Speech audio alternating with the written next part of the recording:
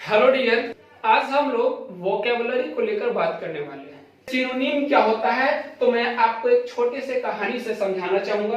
देखो, होता यह है कि दो कलीग्स हैं, मतलब दोनों साथ में काम करने वाले हैं, दोनों ऑफिस पे काम करते हैं और दोनों की बनती बहुत अच्छी है, मतलब दोनों आपस में बहुत अच्छे से रहते हैं और दोनों मित्र हैं, ठीक है ना। तो होता यह है कि दोनों के, अब हर किसी के घर में अनबन होता है और खास करके किसी से हो या ना हो, वाइफ से तो जरूर अनबन होता है। तो दोनों आपस में बातें शेयर करते हैं। एक कलीग कहता है अपने दूसरे कलीग से, दोस्त से कहता है कि भाई मेरे घर में बहुत अनबन होता है, मैं रोज अपनी वाइफ से डांट सुनता हूँ। तो दूसरा कलीग कहता है कि कुछ तो उपाय करना पड़ेगा, मेरे साथ भी तो ऐसा ही होता है, लेकिन उसका उपाय तो मेरे पास है, मैं कुछ ना कुछ तरीका तो अपनाते रहता हूँ। तो दूसरा पूछता, बताओ कौन सा तरीका अपनाते हो? अगर तुम्हारे साथ भी ये कंडीशन है, तुम्हारी वाइफ भी तुम्हारे साथ लड़ती है, तो आखिर इसे ठीक कैसे करते हो, इस मैटर को कैसे सुलझाते हो?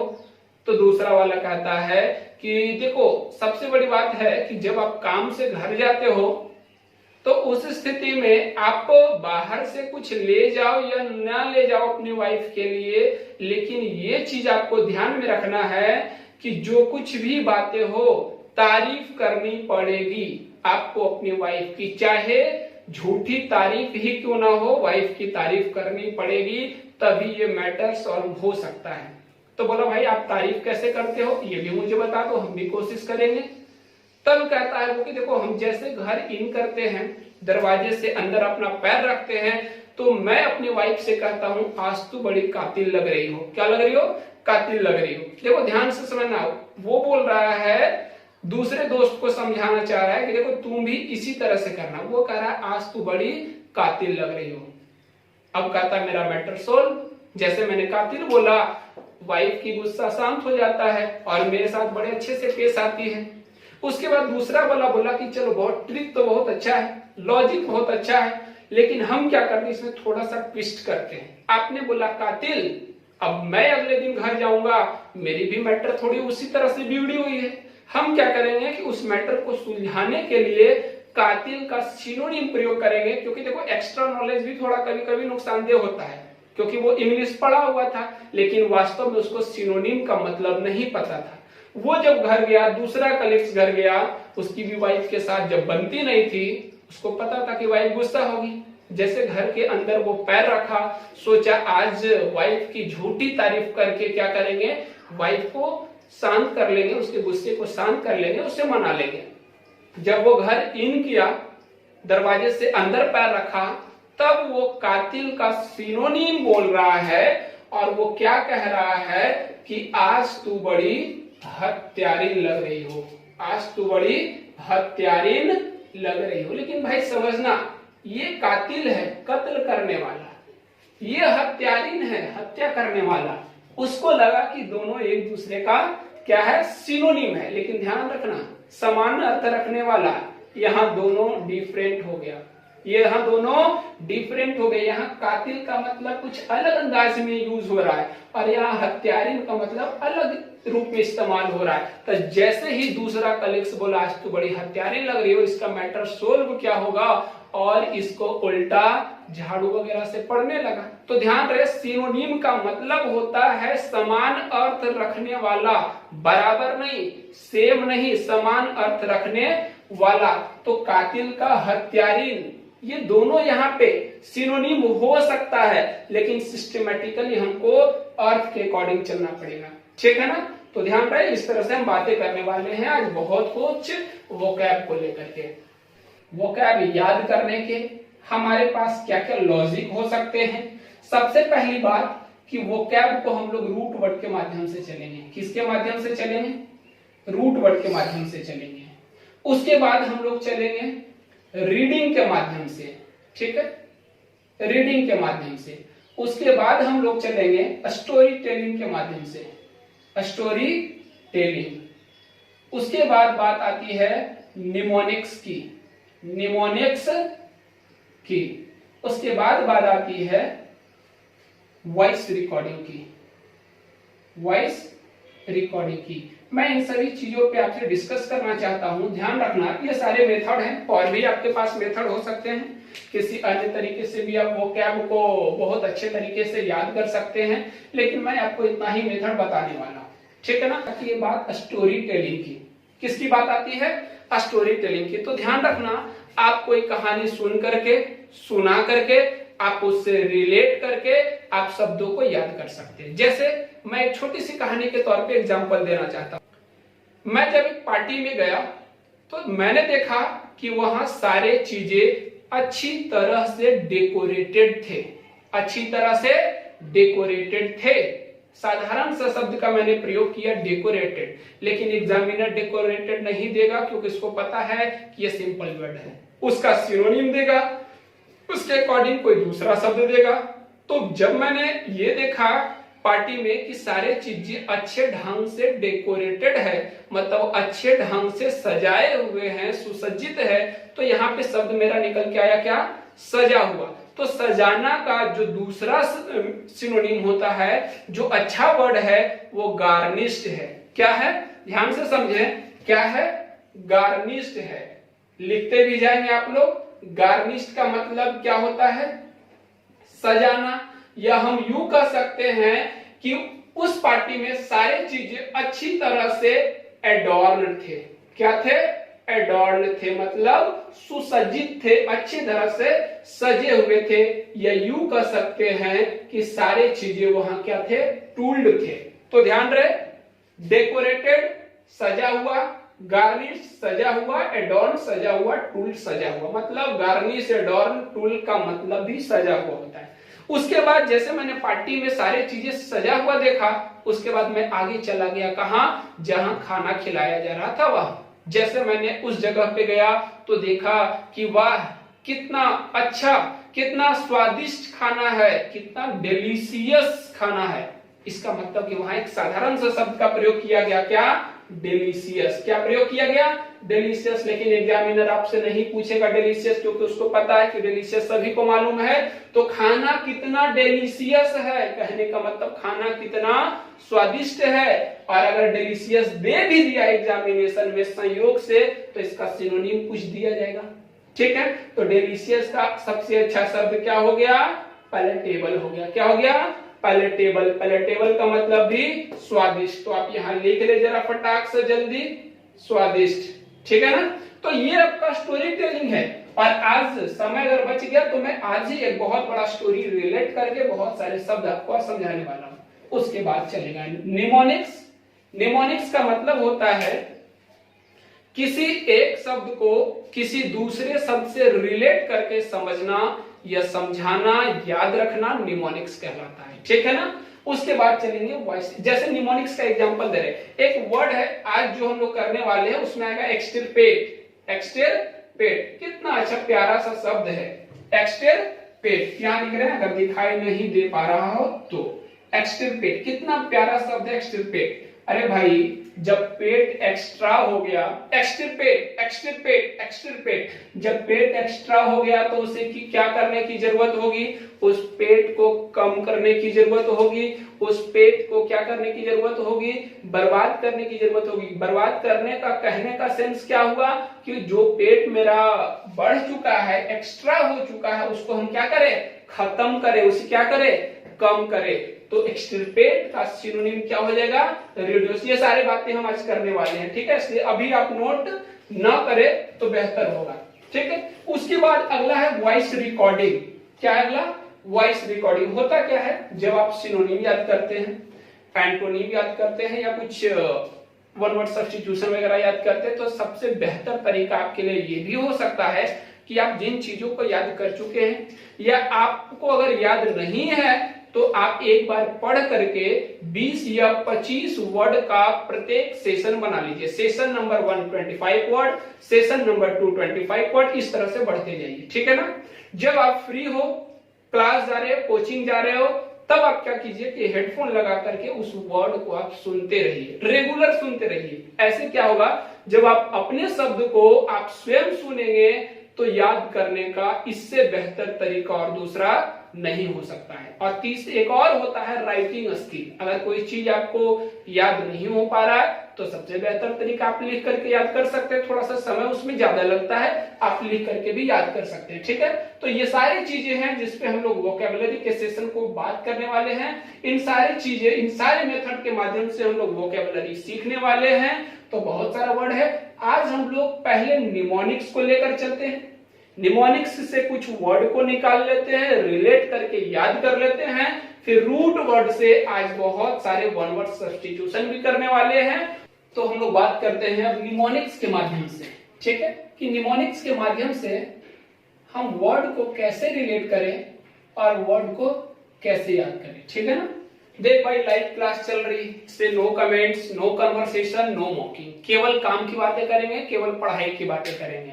ठीक है ना। इसलिए ना तो कोई मजाक, ना कोई कमेंट्स और ना ही कोई कॉन्वर्सेशन, डायरेक्ट मुद्दे की बात करेंगे। इसलिए चलिए हम लोग निमोनिक्स के माध्यम से सीखते हैं आज के वर्ड।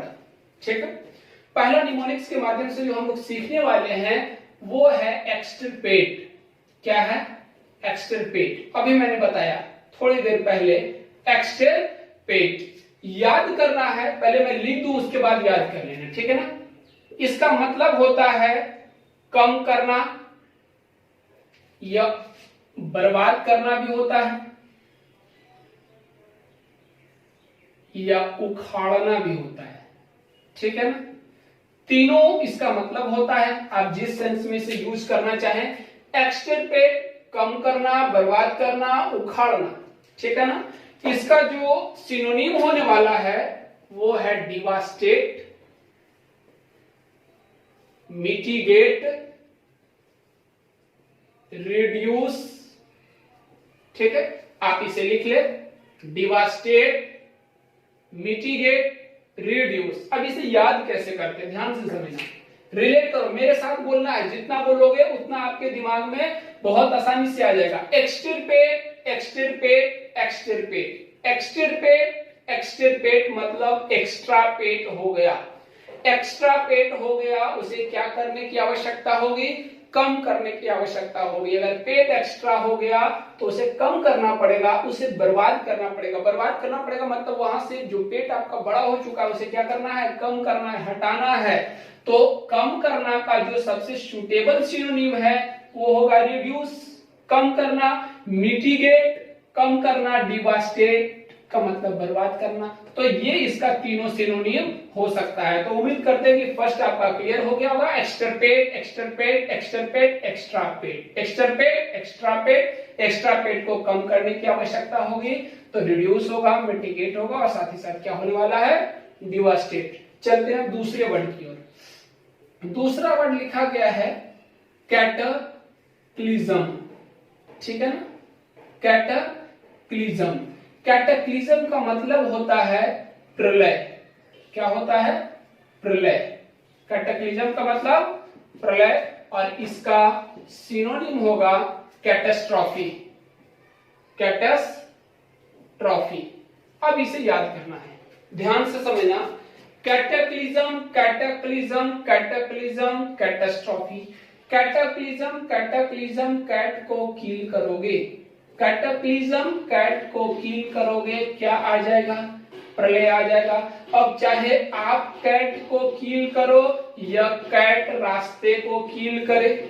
अब सोचो, जब आप कहीं जा रहे होते हैं, रास्ते को अगर कैट काट दे, बिल्ली रास्ता काट दे तो डर होता है कोई प्रलय ना आ जाए, कोई प्रलय न आ जाए। इसलिए लिख रहे हैं कैटाक्लिज्म, रिलेट करने के लिए बोल रहे हैं कैटाक्लिज्म। कैट को कील करोगे तो प्रलय आ जाएगा, या कैट रास्ते को कील करेगी तो प्रलय आ जाएगा, जिसका सिनोनिम क्या होगा?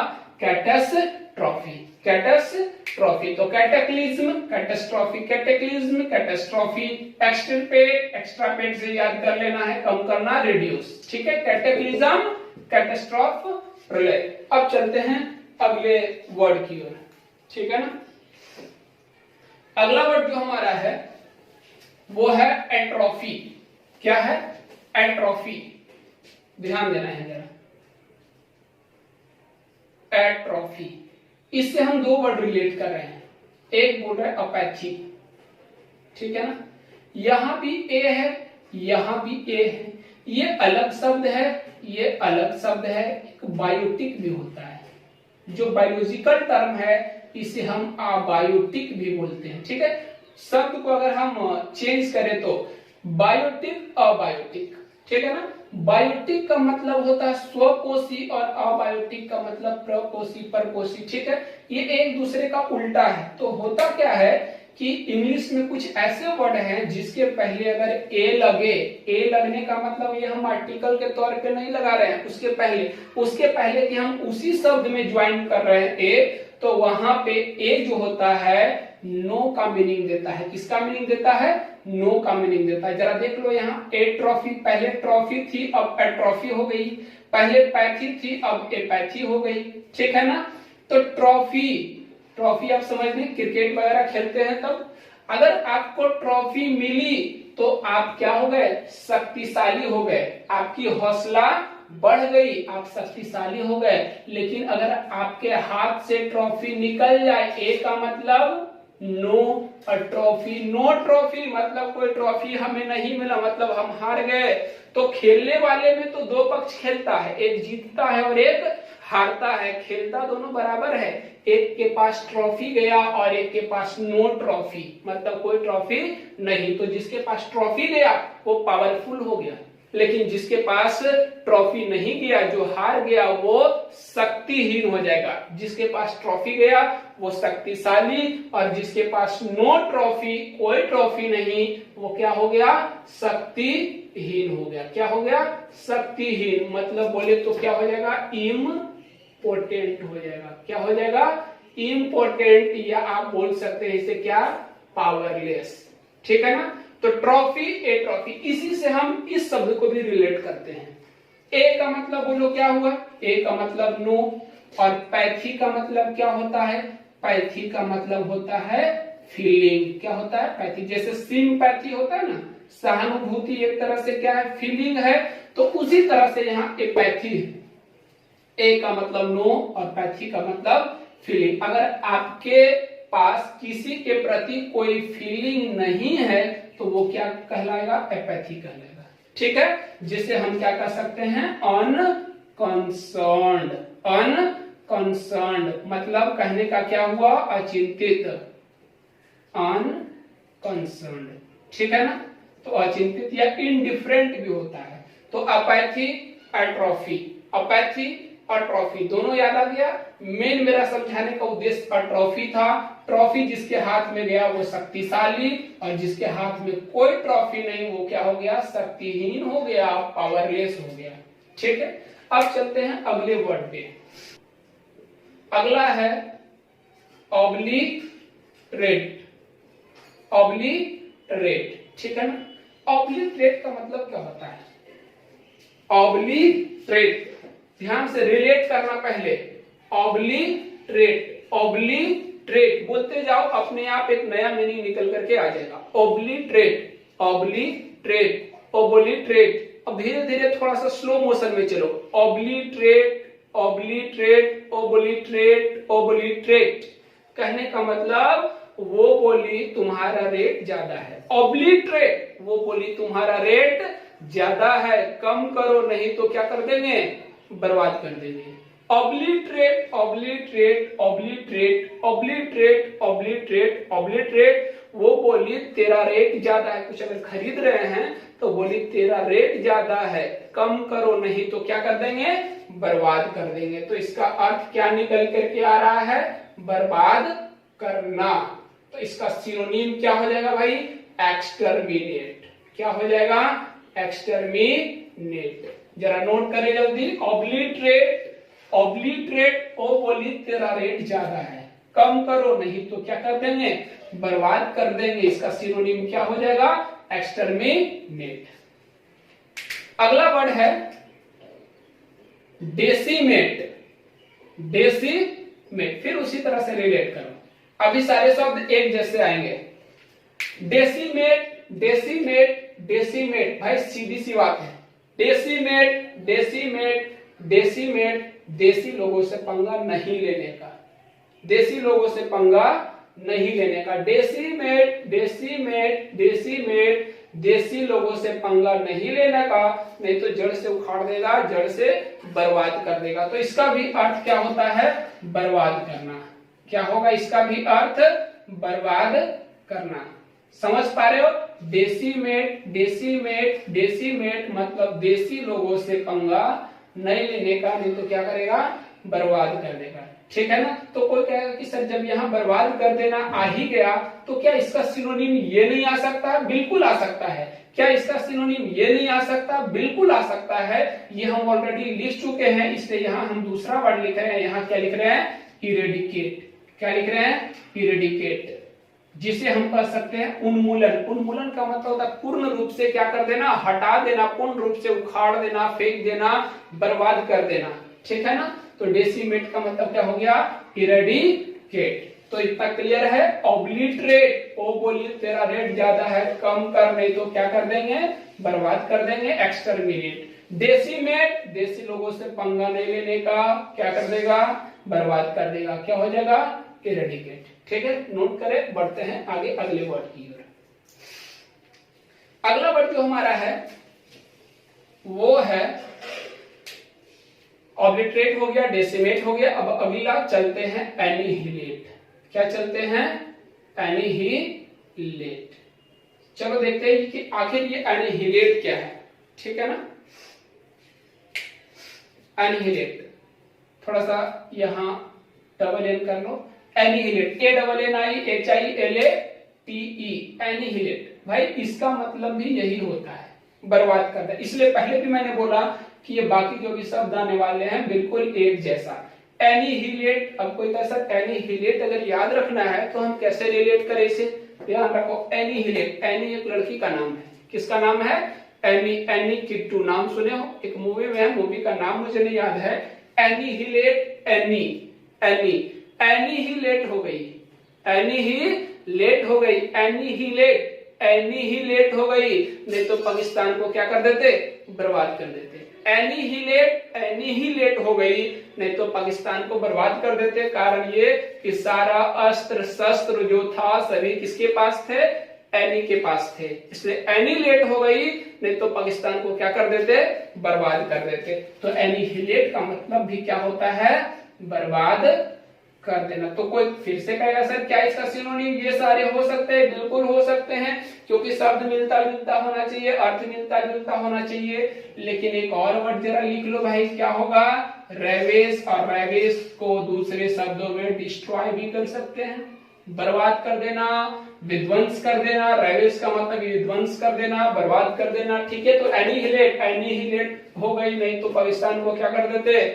बर्बाद कर देते, रेवेज, डिस्ट्रॉय। तो एडियम्स एंड फ्रेज की बात करते हैं,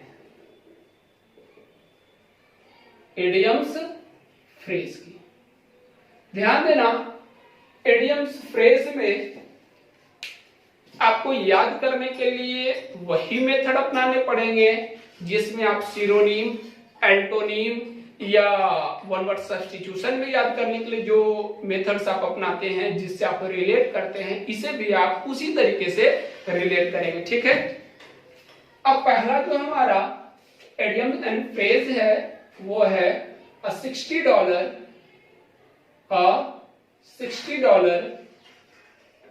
क्वेश्चंस। ठीक है ना, $60 क्वेश्चन। ध्यान रहे, आप केबीसी देखते हैं, याद करने के लिए रिलेट करें, ध्यान से समझना। $60 क्वेश्चन मतलब एक क्वेश्चन। देखो ये आर्टिकल है भाई, ये आर्टिकल किसके लिए आया है? नाउन के लिए। और ये नाउन हमारा कौन है? क्वेश्चन है, देख पा रहे हो? इसका मतलब है कि ये जो आर्टिकल है कर है $60 क्वेश्चन, एक क्वेश्चन है कितने डॉलर का? $60 का। मतलब एक ही क्वेश्चन है जिसकी कीमत कितनी है? $60। आप अगर केबीसी देखते हो तो जो व्यक्ति केबीसी खेल रहा होता है जीतते जाता है, जीतते जाता है, और फाइनली उसको कितने, लास्ट का जो क्वेश्चन होता है वो 7 करोड़ के क्वेश्चन को उसको फेस करना होता है। और अमिताभ बच्चन कहता है this is your last question and it's cost 7 crore rupees. ये कितने करोड़ रुपए का क्वेश्चन है?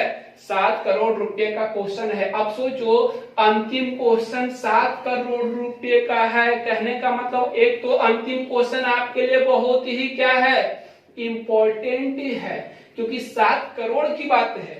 और साथ ही साथ अगर इंपॉर्टेंट है तो भैया 7 करोड़ के कीमत वाला इंपॉर्टेंट है तो टिपिकल भी उतना ही होगा, डिफिकल्ट भी उतना ही होगा, मतलब इंपॉर्टेंट भी होगा और साथ ही साथ क्या होगा, डिफरेंट होगा, सॉरी हाँ ये डिफिकल्ट होगा। क्या होगा, डिफिकल्ट होगा।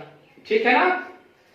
तो $60 क्वेश्चन, अमेरिका में एक खेल है केबीसी का तरह, उसका जो अंतिम क्वेश्चन होता है वो कितने डॉलर का होता है, $60 का होता है। सॉरी 64 यहां कर लो, 60 नहीं होता है, $64 क्वेश्चन होता है। ठीक है, ये फ्रेज है। तो ये जो अंतिम क्वेश्चन होता है वो कितने डॉलर का है, $64 का है। कहने का मतलब एक तो इंपॉर्टेंट होगा और साथ ही साथ अगर अंतिम क्वेश्चन है जिसकी कॉस्ट $64 है तो आपके लिए क्या होगा, डिफिकल्ट भी होगा। तो हम क्या कर सकते हैं, इसके फ्रेज का हो जाएगा important, important but difficult question, important but difficult question to answer. ठीक है ना, महत्वपूर्ण सवाल है और इस सवाल का आंसर देना उतना ही डिफिकल्ट है। ठीक, दूसरा फ्रेज है विल्ली निल्ली।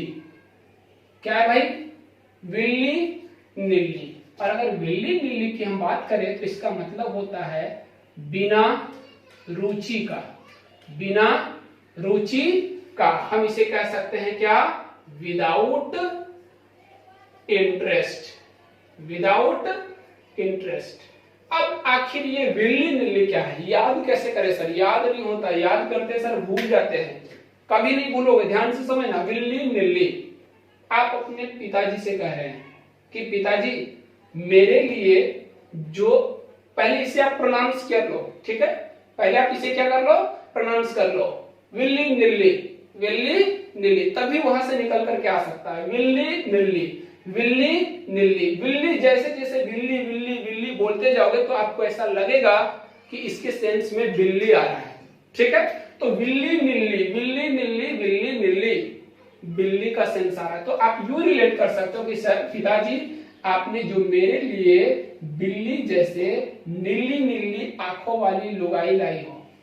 ठीक है, आप ऐसे रिलेट कर सकते हो कि पिताजी आपने जो मेरे लिए बिल्ली जैसे नीली नीली आंखों वाली लुगाई लाए हो वो मेरे लिए रुचिकर नहीं है, उसके साथ मैं बिना रुचि का रहूंगा, उसके साथ मेरा कोई इंटरेस्ट नहीं है। तो आप कैसे रिलेट कर रहे हो, विल्ली निल्ली, अपने पिताजी से कह रहे हो पिताजी आपने जो मेरे लिए बिल्ली जैसे नीली नीली आंखों वाली लुगाई लाए हो उसके साथ मैं बिना रुचि का रहूंगा, उसके साथ मेरा कोई इंटरेस्ट नहीं है। अगर ला दिए हैं पिताजी रहना तो पड़ेगा, अब इंटरेस्ट हो या ना हो। तो ध्यान रखना, बिल्ली निल्ली, पिताजी आपने जो मेरे लिए बिल्ली जैसे नीली नीली आंखों वाली लुगाई लाए हो उसके साथ मेरा कोई रुचि नहीं है, मतलब विदाउट इंटरेस्ट। ठीक है, चलो चलते हैं अगला फ्रेज की ओर।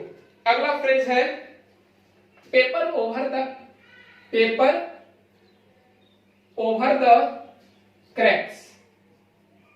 समझना इसे, पेपर ओवर द क्रैक्स।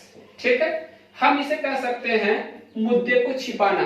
क्या करना, मुद्दे को छिपाना, या हम कह सकते हैं समस्या छिपाना। क्या हो जाएगा भाई, समस्या छिपाना, समस्या छिपाना, इसे हम कह सकते हैं to hide problem, to hide problem. तो भाई याद कैसे करेंगे, सब चीज का उपाय है, कोई ऐसा वर्ड नहीं जिसके लिए उपाय नहीं है। Paper over the cracks, cracks समझते हो, क्रैक का मतलब जहां जहां दरार आ जाता है उसे हम क्रैक्स कहते हैं। तो मान लीजिए कि आप किसी रूम में बैठे हुए हैं, किसी जगह पे बहुत सारे क्रैक हो गए हैं और उस जगह के क्रैक को ठीक करने के बजाय आप क्या कर रहे हो, उस पे पेपर ओवर, मतलब ऊपर से क्या ढक दे रहे हो, पेपर ढक दे रहे हो। कहने का मतलब इस समस्या का समाधान करना चाहिए था आपको, लेकिन इस समस्या को आप क्या कर रहे, पेपर ढक करके छिपाना चाह रहे हैं। तो पेपर ओवर द क्रैक, इसका मतलब होता है समस्या छिपाना, टू हाइड प्रॉब्लम। अब ध्यान से समझना, कोरोना वायरस की वजह से बहुत सारे हमारे जो प्रवासी हैं, बहुत सारे हमारे मजदूर हैं, वो दूसरी जगह फंसे हुए बेचारे। एक तो भूखे मारे जा रहे हैं और दूसरा उनको दूसरी जगह से यहाँ आने की या अपने राज्य आने की सुविधा उपलब्ध नहीं है। एक तो वो समस्या है, तो सरकार को उनकी समस्या सुलझाना चाहिए था। सरकार को उनकी समस्याओं पे ध्यान देना चाहिए था, उनके हेल्थ स्ट्रक्चर पे ध्यान देना चाहिए था। तो सरकार क्या करती है, सरकार कहती है भाई ताली बजाओ, थाली बजाओ, और साथ ही साथ क्या करो, ताली बजाओ, थाली बजाओ और दिया जलाओ। इससे समस्याओं का समाधान नहीं होने वाला है। ये सिर्फ और सिर्फ एक बहाना है क्या करने का, समस्या छिपाने का। तो ध्यान रहे, पेपर ओवर द क्रैक्स कहने का मतलब क्रैक्स, जो भी आपका समस्या है उसको आप क्या कर रहे हैं, उस पर पेपर ढक रहे, उस पर छिपा रहे। तो समस्या छिपाना बोले तो टू हाइड प्रॉब्लम। ठीक है, क्लियर है यहां तक। अब चलते हैं हम लोग अगले फ्रेज की ओर। अगला फ्रेज है हमारा पे लीव सर्विस। पे लीव सर्विस, इसका मतलब होता है जी हजूरी करना। ये जी हजूरी करना क्या है, ठीक है। और फ्रेज के रूप में आपको क्या मिलेगा, प्रिटेंड टू रिगार्ड, मतलब पूछा जाएगा कुछ, बहाना बनेगा कुछ। तो पे, अभी हम यहां से लीव हटा दे रहे हैं। और पे सर्विस का मतलब क्या हुआ, पे सर्विस का मतलब सेवा प्रदान करना। अब हम लीव को खोल दे रहे हैं और करें पे लीव सर्विस, मतलब सेवा प्रदान किया जा रहा है। लेकिन सेवा किसके द्वारा प्रदान किया जा रहा है, केवल लीव के द्वारा, केवल होठों के द्वारा। कहने का मतलब कि सेवा केवल बोल करके प्रदान किया जा रहा है, कोई काम करके सेवा प्रदान नहीं किया जा रहा है। जैसे मान लीजिए मोदी जी कहीं दूसरे जगह गए, ठीक है, डेलीगेट के रूप में, तो वहां क्या होता है, जब डेलीगेट के रूप में वहां दूसरे जगह गए हमारे आदरणीय मोदी जी, तब वहां पे कहते हैं भाई एवं बहनों, हमारे साथ कुल 131 करोड़ की जनता है। इसका मतलब कि वो अपना शक्ति दिखा रहे, वो अपना पावर दिखा रहे, लेकिन कार्य करे या ना करे, कम से कम बोल करके वो क्या कर दे रहे हैं, जी हजूरी कर रहे हैं। तो प्रिटेंड टू रिगार्ड। अगला फ्रेज जो हमारा है वो है अल्मा मैटर।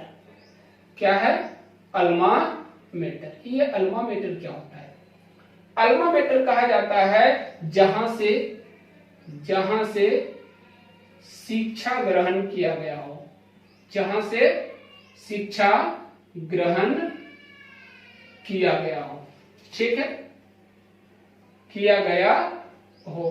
कहने का मतलब द कॉलेज और university where you have study, वह कोचिंग संस्थान या कॉलेज जहां से आपने शिक्षा ग्रहण किया हो, ठीक है। तो अल्मा मैटर जहां से शिक्षा ग्रहण किया गया हो, द कॉलेज और university where you have studied, ठीक है। तो कहने का मतलब इसे हम याद कैसे रखें, तो याद करने के लिए ध्यान रखना है अल्मा मैटर, बार बार बोलो alma mater, alma mater. Alma mater को जब हम रिलेट करें तो हम बोल सकते हैं कि कोई बेटा अपनी माँ से पूछ रहा है, अपने अम्मा जी से पूछ रहा है अल्मा मैटर, अम्मा जी आपका मैटर कहाँ से शुरू हुआ, अम्मा जी आपका मैटर कहाँ से शुरू हुआ। तो अम्मा जी कहते बेटा मेरा मैटर जिस समय हम शिक्षा ग्रहण कर रहे थे उसी समय से शुरू हुआ। तो बेटा कह रहा है जहां से आपकी मैटर शुरू हुई हम भी अपना मैटर वहीं से शुरू करना चाहते हैं। तो अल्मा मैटर का मतलब अम्मा जी आपका मैटर कहाँ से शुरू हुआ। तो भाई मैटर कहाँ से शुरू हुआ, जहां से आपने शिक्षा ग्रहण किया हो। तो जहां से शिक्षा ग्रहण किया गया हो, द कॉलेज और university where you have studied, ये क्या कहलाएगा, अल्मा मैटर कहलाएगा। ठीक है, उम्मीद करते हैं कि आज की क्लास आपको अच्छी लगी होगी और जो कुछ आज बताया गया है आप सब कुछ सीख चुके होंगे। तो फिर मिलते हैं अगले वीडियो में इसी अंदाज के साथ।